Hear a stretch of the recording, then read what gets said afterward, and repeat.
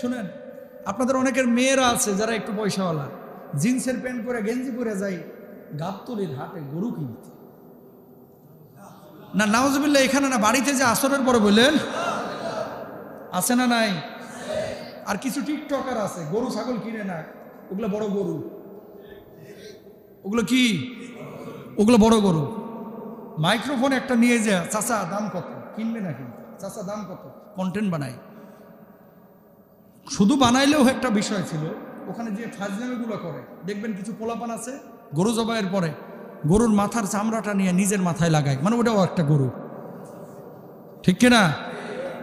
তো আমি বলবো যে ওর বাপেরে বলেন, যেহেতু গরু হওয়ার ইচ্ছা ওরও কোরবানি করে দেন। এগুলো কি মানাই বলেন? মানাই? অসুন্দর কাজ।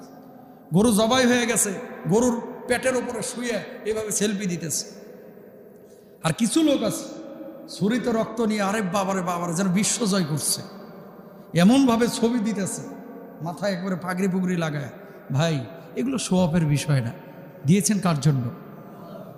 আল্লাহর জন্য। সুতরাং কিছু আমল থাকুক না, রাখেন না যে নিজের হৃদয়ের মধ্যে, এটার সাথে শুধুমাত্র আল্লাহর সাথে আর আপনার সাথে সম্পর্ক, ঠিক কিনা?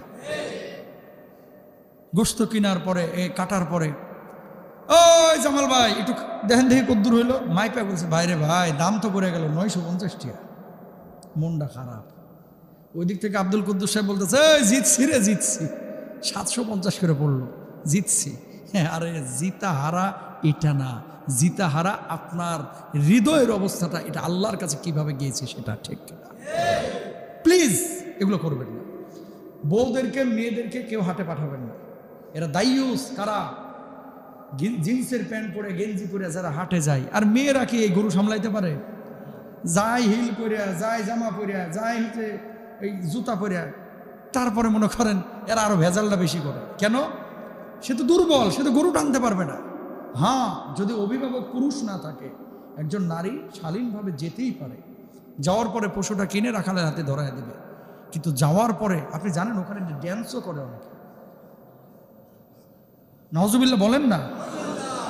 কেন আগে আলোচনা করতেছি? হাট বসার আগেই এই আলোচনাটা এই জন্যই করতেছি, সতর্কতার জন্য।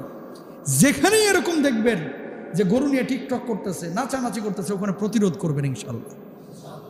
কারণ এটা ফাজলামির জায়গা না। এই যে মসজিদগুলোতে অনেক মেয়েরা ছেলেরা, মডেল মসজিদগুলো দেখতে সুন্দর, ওখানে যা নাচানাচি করে, আহাম্মুক এগুলো এক একটা, এগুলো জায়েজ নাই, এগুলো কি হারাম, এগুলো কি ভাই? আল্লাহ বুঝদান করুক। সবাই বলে না আমিন।